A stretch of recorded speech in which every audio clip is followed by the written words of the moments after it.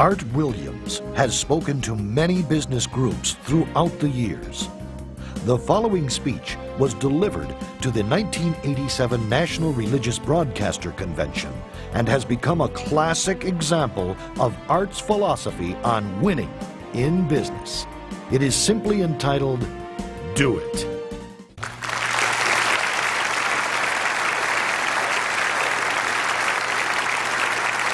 Thank you. Thank you, Jerry. And I tell you, I don't know if I've been this nervous in a long time. This is the most intimidating thing that I think's ever happened to me. An old dumb South Georgia football coach speaking to a bunch of TV personalities like many of you, many great evangelists in the audience, and who put me between Falwell and Swaggart on the same night just totally blows me away. But I'll try to give it my best shot. I was asked to talk to you about how to win in business. I think it's a good subject for you to think about because I believe business in America is in a crisis situation today. All you have to do is read the paper and every month see our trade deficit, and it's just a very depressing situation. And to speak to you about how to win in business, there's a lot of obvious things I could talk about. You first have to find a need. You've got to fill the need for a consumer out there. You've got to have a market. You've got to have somebody to sell your product or your service to. You've got to, if you really want to get big and win big, you've got to have a uniqueness. There's got to be something a little bit different from you than all of the competition out there. But by far the most important thing you've got to have to win in business in these United States today is a very unique kind of mental toughness. I believe the difference in winning and losing in the free enterprise system is so small, it's almost too scary to talk about. You can do 99% of the things right in business, and yet if you don't possess what I call that winning edge, that mental toughness, folks, it's impossible to win. I believe the thinking in corporate America has been screwed up over these last 20 or 25 years, and I believe this screwed up kind of thinking started in our big liberal universities today. I believe a college degree in business for most universities today is not worth the paper it's written on. I just had a son graduate from the University of Georgia a few months ago. The reason I think that is because most of these professors in most of these universities today hadn't got enough common sense to get in out of the rain. They don't have any idea what it takes to win out there in the real world. They deal in a bunch of theory. These people have tried to fill up corporate America with this kind of thinking. These are the special people. If you're born rich, if you're born on the right side of the track, they rule you, the privileged class in America. If you're born poor from an average, ordinary background like I came from, they say you're supposed to give up all your big dreams and all your big ambitions and all your big hope. If you have a high IQ, they rule you brilliant. If you have an average IQ like me, they say you ought to drive a truck or be a janitor. Well, bull. That ain't the way. That ain't the way it is, and that ain't the way it ever was. They ain't nobody ever designed a test, nor will they design a test that can measure the heart of a man or a woman. The things that are unique to winning in business in America today are not outside artificial things like IQs, college board scores, college degrees, and stuff like that. The key to winning in these United States is what's inside a person. It's your integrity. It's your people abilities. It's your character.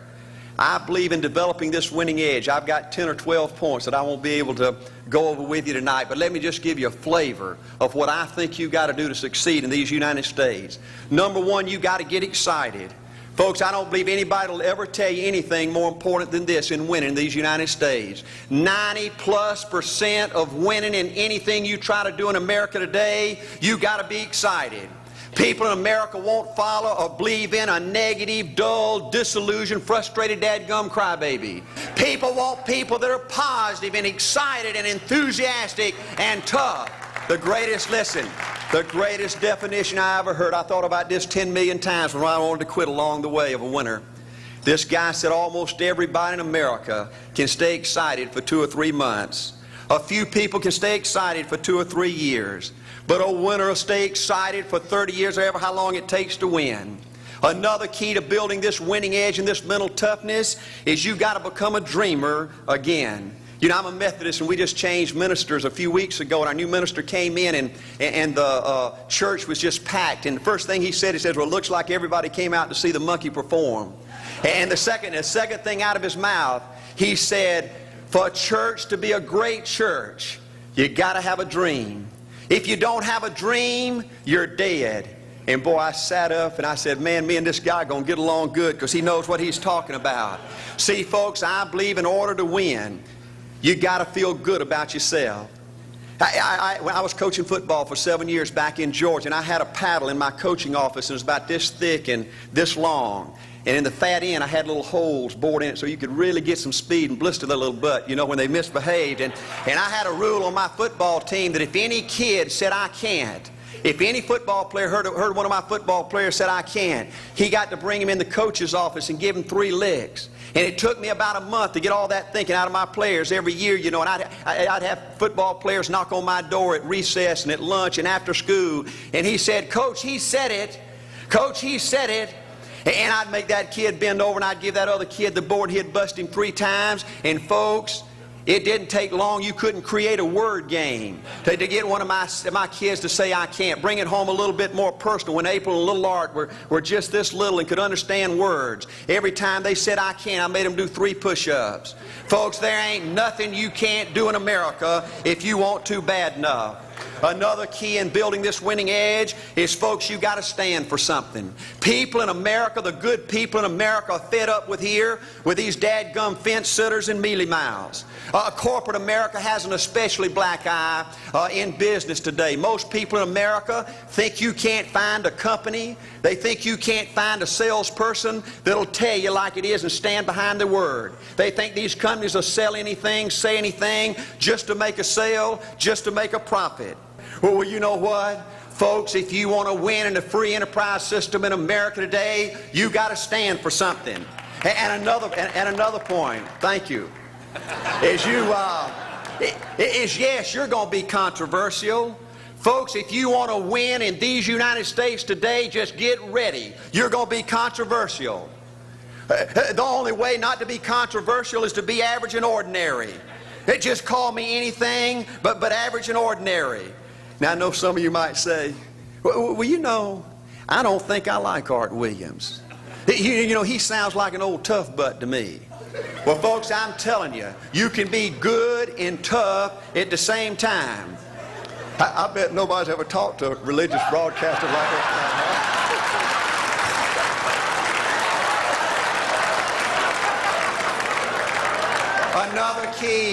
Another key to developing this winning attitude that'll give you a chance to do something great in American business is, folks, you've got to make a total commitment to what you're about.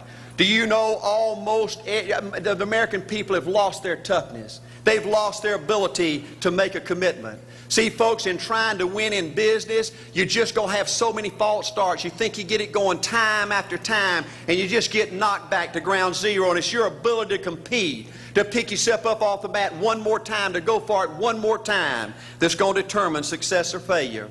You know, we've got a divorce rate in America some 50% right now. You know, it just seems like that people that go in business today, they have an attitude, well, I'm going to stick my toe in it.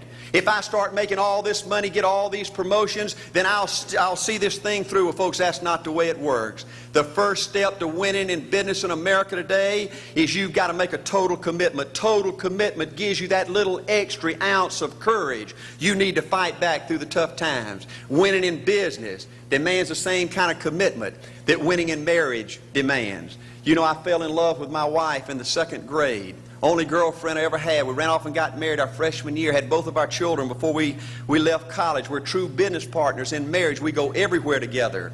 I spend more time with her, been married to her 26 years, now I got 2 grandbabies, love her more today than I ever have. But I don't like her all the time. There's a bunch of times every day that I don't like her. You know, I'm a nut about brushing my teeth. You know, if I can get the toothbrush, I'll brush my teeth 4, 5, 6 times a day. And Angela's always forgetting everything, you know. And she always leaves the cap off the toothpaste, you know. And when I go in there to brush my teeth, the cap's off. It's got that hard little crust around the edge. You know, it just burns me more than I can tell you, you know. And I get on Angela's nerves about a lot of things. You know, we were having dinner last week, and every time we get through, Angela kicks me under the table, you know, and gets me back in my room and says, "Art, you ain't got no class. You know, I wish,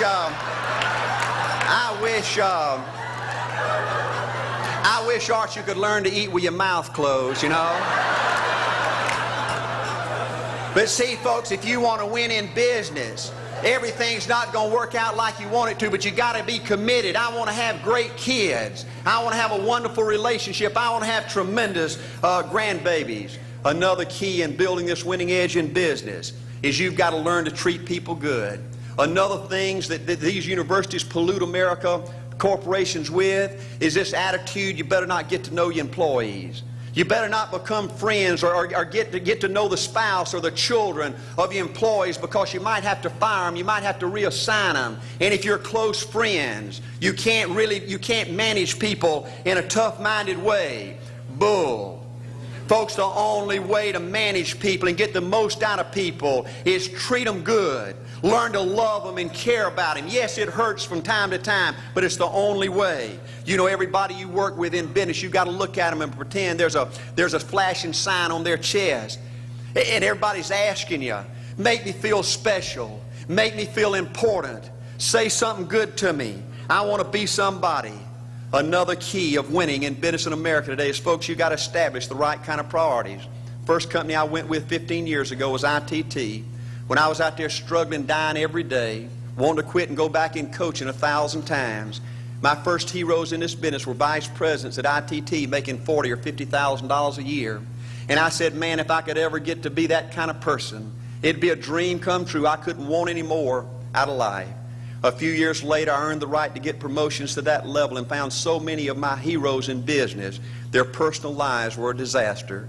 They were alcoholics and divorced 3 and 4 and 5 times. I just read an article by the author of In Search of Excellence, and I saw where he says, I can't find evidence of any successful business person in America that's not tunnel vision, that just doesn't give everything to business. Folks, I said back then, 15 years ago, that if that's the price you've got to pay to win in business, it's not worth it. 15 years later, a multimillionaire.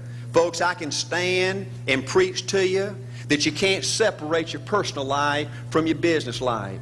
God's got to come first. Your family's got to come second. And business has got to come third. And I believe if you have a lousy spiritual life and a lousy personal life, long range, it's going to be devastating to your business. Another thing in building this winning attitude.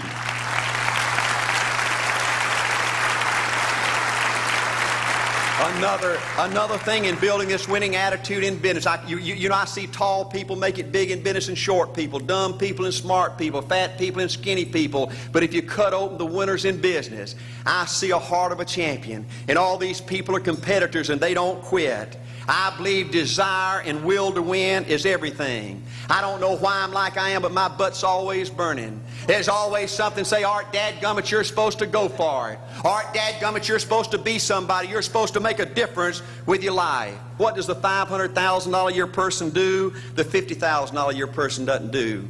You look at the outside and study those two individuals, everything seems to be the same. They both are the same sex, they both are the same age, they have the same training, the same positions, the same contract, the same fringe benefits. They both are successful, they work hard, they're good family people, make tough commitments. But what's the difference? What does the $500,000 a year person do? The $50,000 a year person doesn't do. He pays the price and a little bit more. He works hard and a little bit more. He's loyal to the company and a little bit more. He believes in a little bit more. He makes money and a little bit more. He saves money and a little bit more. If you want to win in these United States, you got to be tough and you can't quit. The last thing I'll talk to you about today in building this winning edge is, folks, if you want to win in business, you got to be a leader. Leadership is everything. You show me anything in these United States that win, I'll show you a leader at work. You show me a successful church, Boy Scout troop, club, football team, business, I'll show you something run by a leader. See, I thought at one time in my life you had to be smart to win. I used to have these smart people that dress so pretty and talk so pretty and use these big words. They just intimidated me. And I said, Art, you can't ever be that good. Why don't you just throw in the towel and go on back and coach football for a living?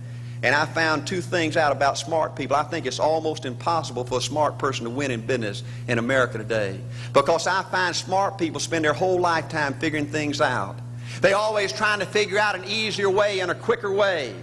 And another thing I found out about smart people is they just don't get around to doing nothing. And see, somebody like Art Williams, everybody said, well, he can't do it. And somebody like that can't do it. But he does it. See, folks, I want you to know almost everybody in America almost does enough to win. They almost get there. They almost are over the hump. They almost have it going. They almost in everything they do, almost is a way of life to almost everybody in America. But the winners do it. What do? They do whatever it takes to get the job done.